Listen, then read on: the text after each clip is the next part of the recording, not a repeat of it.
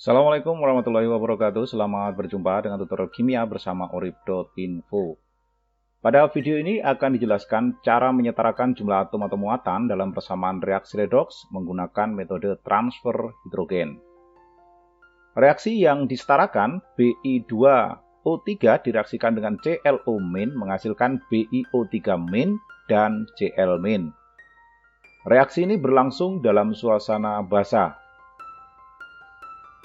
Langsung saja kita pasangkan spesi-spesi yang mirip tanpa memperhatikan O dan H. Pertama kita pasangkan Bi2O3 di ruas kiri dipasangkan dengan spesi yang mengandung Bi di ruas kanan. Dalam hal ini kita akan pasangkan dengan BiO3-. Kemudian pasangan kedua kita akan pasangkan ClO-. Yang paling mirip tentunya di ruas kanan, tidak ada yang lain selain Cl-. Fokus kita unsur selain O dan H harus di kedua ruas. Karena kita menyetarakan persamaan reaksi redox, pasti kita akan membagi persamaan reaksi itu menjadi dua bagian ya. Salah satunya nanti merupakan reaksi oksidasi, salah satunya merupakan reaksi reduksi. Tapi kita tidak pusingkan hal itu, kita nanti akan tentukan di tahapan berikutnya mana yang merupakan reaksi reduksi dan mana yang merupakan oksidasi. Jadi kita tidak memperhitungkan bilangan oksidasi seperti halnya metode-metode yang lain. Selanjutnya kita setarakan unsur selain O dan H pada kedua persamaan reaksi ini. Pada reaksi pertama, Bi di ruas kiri ada 2, di ruas kanan ini hanya ada 1. Jadi ini kita kalikan 2. Ingat ya, fokus kita di unsur selain O dan H saja. Kemudian di persamaan kedua, Cl di kiri 1, di kanan sudah 1. Jadi pada persamaan kedua, Cl sudah setara. Kita lanjutkan untuk menyetarakan muatan. Karena reaksi berlangsung dalam suasana basah, kita menyetarakan muatan hanya dengan menambahkan OH-. Tentu saja penambahan OH- ini akan kita tambahkan pada ruas yang lebih positif atau kurang negatif. Di persamaan pertama ini, di ruas kiri netral tanpa muatan, sementara di ruas kanan ini ada 2 kali min, ada 2 min. Jadi di ruas sebelah kiri perlu kita tambahkan 2 OH- sehingga muatannya sama-sama 2 min. Kemudian di persamaan kedua, muatannya sama-sama negatif 1 atau 1 min. Berarti sudah setara, muatan tidak perlu ditambahkan OH- di persamaan kedua. Kita lanjutkan. Menyetarakan jumlah O dengan menambahkan H2O pada ruas yang kekurangan O. Di persamaan pertama ruas kiri, ini oksigennya ada 3 ditambah 2, ada 5. Sementara di ruas kanan ini oksigennya ada 3 kali 2, berarti ada 6. Kalau begitu yang perlu ditambahkan H2O di ruas kiri. Kita tambahkan H2O. Cukup 1 saja karena kita ingin mengimbangi jumlah O yang ada di kanan. Yang di kanan tadi kan 6. Yang di kiri tadi hanya ada 5, kalau ditambahi H2O1 yang mengandung O1 setiap H2O, sekarang total O ini menjadi 6.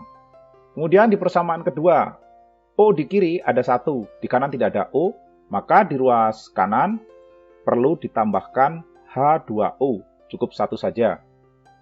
Karena oksigen di kiri kan cuma 1 ya, jadi di kanan juga harus ada oksigen 1.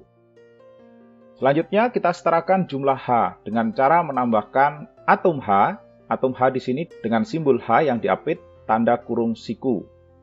Kita periksa di persamaan pertama, H di sini ada 2, di sini ada 2, ada 4 totalnya, sementara di ruas kanan tanpa ada H. Jadi di ruas kanan ini kita tambahkan 4 atom H.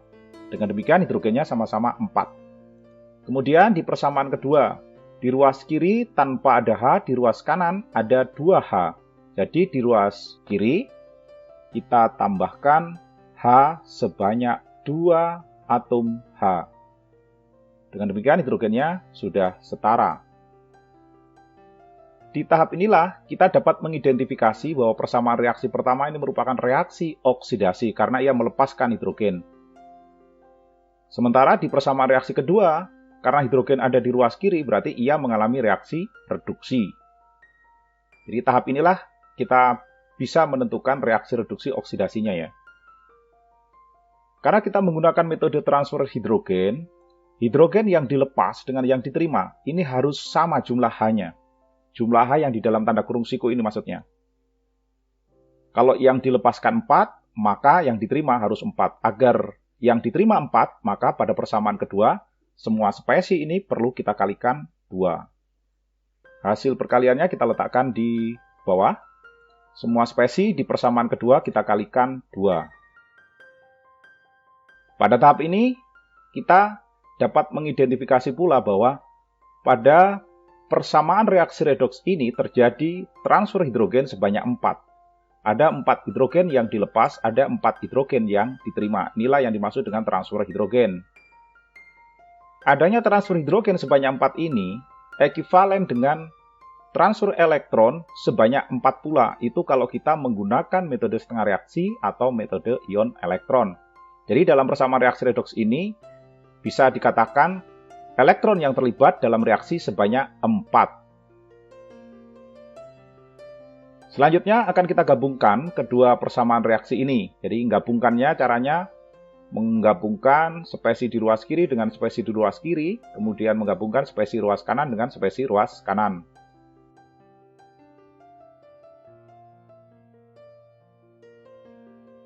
Penggabungan sudah kita lakukan. Selanjutnya kita eliminir spesi sejenis yang muncul di kedua ruas. Ini ya, ada 4 atom H yang ada di dalam tanda kurung siku. Ini kita eliminir atau kita hapus.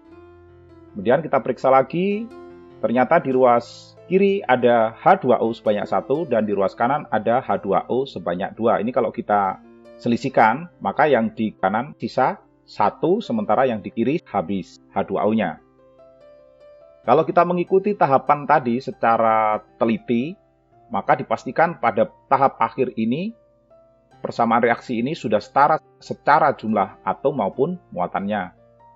Seperti inilah metode transfer hidrogen yang digunakan untuk menyetarakan jumlah atom atau muatan dalam persamaan reaksi redoks.